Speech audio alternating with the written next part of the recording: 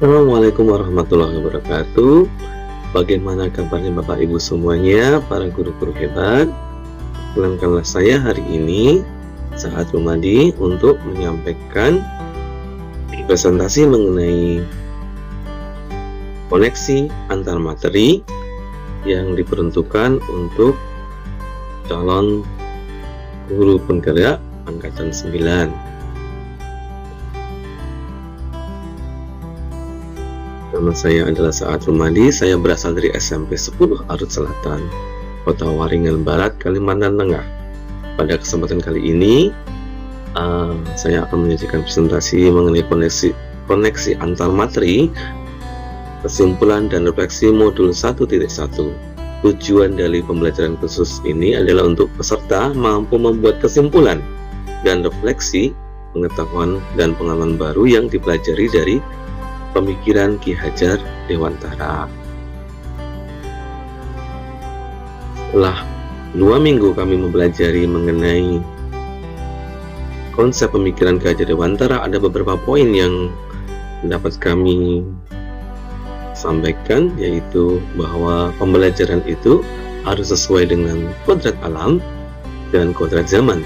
Yang kedua, bahwa pendidikan itu ibarat menanam padi, lalu berpihak kepada murid, berbudi pekerti, ada unsur permainan di dalamnya, kemudian ada sistem Among, sistem Trikon, Triloka, merdeka lahir dan batin, dan bukan tabula rasa.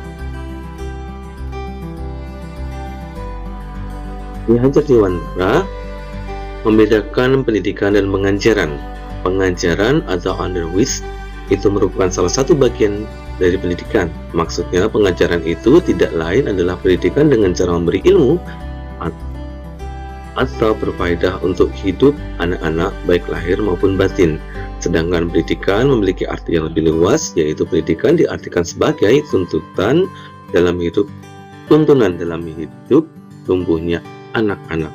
Maksud pendidikan itu menuntun segala kodrat pada anak-anak agar mereka mencapai keselamatan dan kebahagiaan yang setinggi-tingginya, baik sebagai manusia maupun sebagai anggota masyarakat.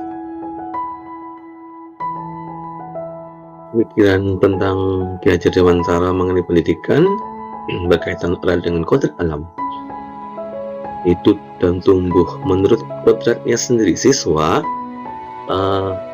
memiliki apa yang disebut sebagai kodrat alam. Kaum pendidik hanya dapat menuntun tumbuh atau hidupnya kekuatan-kekuatan itu agar dapat memperbaiki lakunya, bukan dasar hidup dan tumbuhnya itu. Kemudian pada kodrat zaman, menurut Ki Hajar Dewantara, kodrat zaman ialah berbicara era yang dijalani anak, sehingga edukasi di masanya menekankan pada kemampuan peserta didik yang memiliki isi keterampilan sesuai dengan zamannya masing-masing. Ki Hajar Dewantara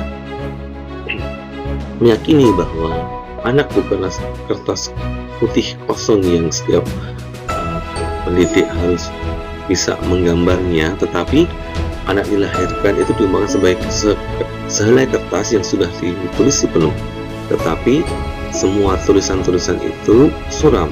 Lebih lanjut, menurut pandangan ini, pendidikan itu berkewajiban dan berkuasa menebalkan segala tulisan yang suram dan yang berisi baik agar kelak nampak sebagai budi pekerti yang baik. Pada konsep budi pekerti, Ki Hajar Dewantara menekankan supaya pendidik perlu menguasai diri dalam melaksanakan pembiasaan. Ki Hajar Dewantara percaya sifat alami seseorang tidak akan bisa hilang sepenuhnya. Namun dengan pendidikan maka seseorang bisa menguasai diri dan bertindak lebih baik. Pendidikan adalah melatih menguasai diri yang melibatkan kebiasaan dan emosi. Maka pendidik sebagai guru harus memiliki penguasaan emosi terlebih dahulu untuk menguasai dirinya. Janganlah pendidik itu berputus asa, harus ada sabar dan ikhlas di hatinya.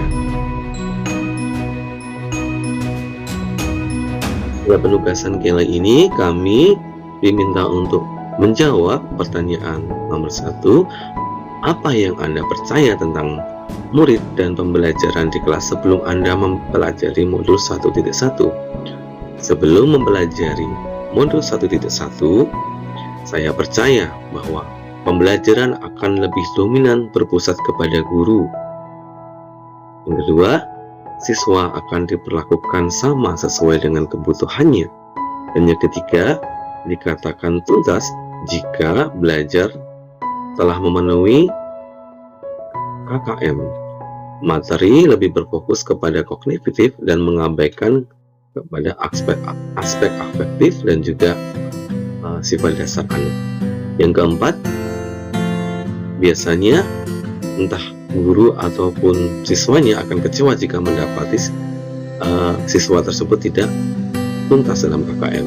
Yang kelima, bisa jadi akhirnya akan marah jika mendapati siswa ribut di dalam kelas atau sewaktu mengerjakan tugas, karena hal ini tidak memperhatikan sifat alami anak bahwa mereka suka bermain, atau ada anak yang memiliki gaya belajar yang berbeda di dalamnya. Ada yang suka visual, ada yang auditori, atau ada yang bahkan kinestetik. Ketika guru memberikan materi dalam satu fokus visual saja, maka yang kinestetik akan membuat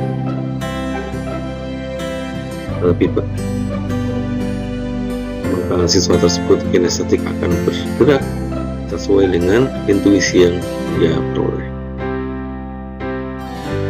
Pertanyaan keduanya adalah, apa yang berubah dari pemikiran atau perilaku Anda setelah belajar modul ini? 1. Pembelajaran akan lebih banyak melibatkan siswa karena siswa sebagai fokusnya. 2. Siswa diperlakukan sesuai dengan karakternya, karena siswa sebelum memulai pelajaran akan diketahui, akan dipahami dengan namanya angket diferensiasi untuk mengetahui bagaimana dan gaya belajar yang mereka lakukan. Yang ketiga, mengajar dengan menuntun bukan menuntun, bahwa di sini KKM bukanlah sesuatu yang harus dicapai.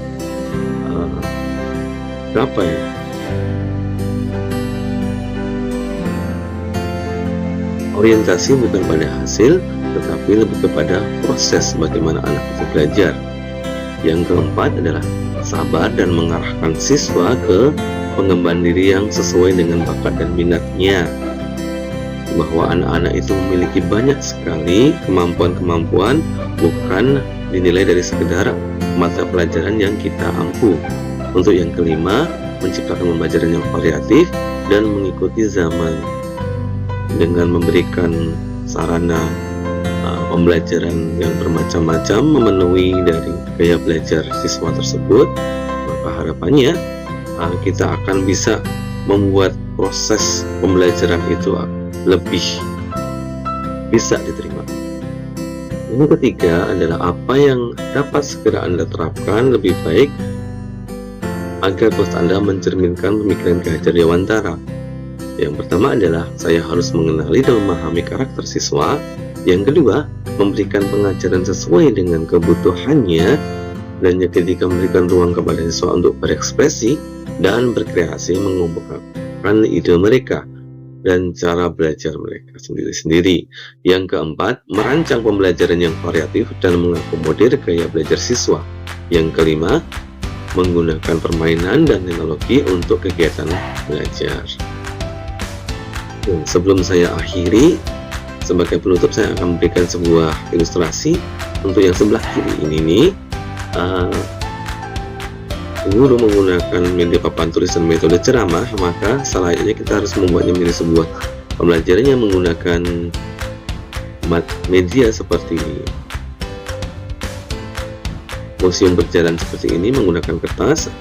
Yang berikutnya di sebelah kiri ini banyak anak-anak berlarian, sedangkan guru menerangkan sendiri. Sedangkan yang di sini guru sangat disukai anaknya. Anak-anak tetap berfokus pada guru di sini untuk berkumpul bermain bersama.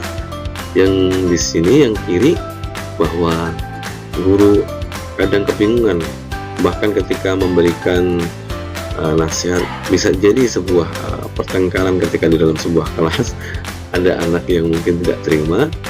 Nah, harapannya nanti itu akan di sebelah kanan guru membuat sebuah refleksi pemikiran bagaimana cara agar anak-anak bisa belajar sepenuhnya yang memiliki pembelajaran yang berbeda itu, sehingga mereka bisa berjalan sesuai dengan prosesnya yang baik. Pada intinya bahwa zaman menuntut guru untuk berubah, mengajar harus menggunakan media yang sesuai dengan zamannya.